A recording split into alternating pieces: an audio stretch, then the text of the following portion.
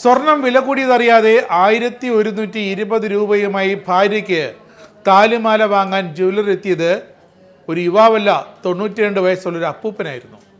തൻ്റെ ഭാര്യയോടുള്ള അയാളുടെ സ്നേഹം കണ്ട് ആ ജ്വല്ലറി ഉടമ ചെയ്തത് കണ്ടാൽ ഏവരും കണ്ണുനീരണിയും.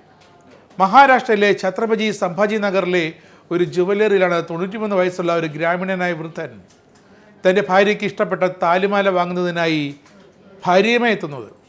പഴകിയ വസ്ത്രങ്ങൾ ധരിച്ചെത്ത അവരെ കണ്ടപ്പോൾ സ്വാഭാവികം ജ്വല്ലറിയിലുള്ളവർ ആദ്യം കരുതിയത് ഭിക്ഷ യാചിച്ച് വന്നവരെന്നായിരുന്നു. അവർ അവരെ ആട്ടി ഓടിക്കാൻ തുനിഞ്ഞു. എന്നാൽ ഇത് കണ്ട ജ്വല്ലറി ഉടമ എന്തോ ഓർത്ത് അത് തടയുകയും അവരോട് പോയി കാര്യം തിരക്കുകയും ചെയ്തു. അയാളുടെ കൈവശമുള്ള മുഷിഞ്ഞ കുറേ നോട്ടുകൾ ജ്വല്ലറി ഉടമയ്ക്ക് നേരെ നീട്ടി ഭാര്യയ്ക്കൊരു താലിമാല വേണമെന്ന് പറഞ്ഞു. ആകെ 1120 രൂപ മാത്രമായിരുന്നു ആ കെട്ടിലുണ്ടായിരുന്നത്. ഈ പ്രായത്തിലും അദ്ദേഹത്തിന് തൻ്റെ ഭാര്യയോടുള്ള സ്നേഹത്തിലും കരുതലും ജ്വല്ലറി ഉടമ ഇരുവരെയും ഉള്ളിലേക്ക് വിളിച്ചു വരുത്തി ആഷാഢി ഏകാദശി ഉത്സവത്തിനായി പണ്ഡർപൂറിലേക്ക് കാൽനടയായി ആ ദമ്പതികൾ തീർത്ഥാടനം നടത്തുന്നിടെയാണ് കടയിലേക്ക് എത്തിയത്. ജൽന ജില്ലയിലെ അംഭോര ജഹാംഗീർ എന്ന കാർഷിക ഗ്രാമത്തിൽ നിന്നുള്ള നിവൃത്തി ഷിൻഡയും ഭാര്യ ശാന്താബായിയുമായിരുന്നു ഈ രണ്ട് വൃദ്ധ ദമ്പതികൾ.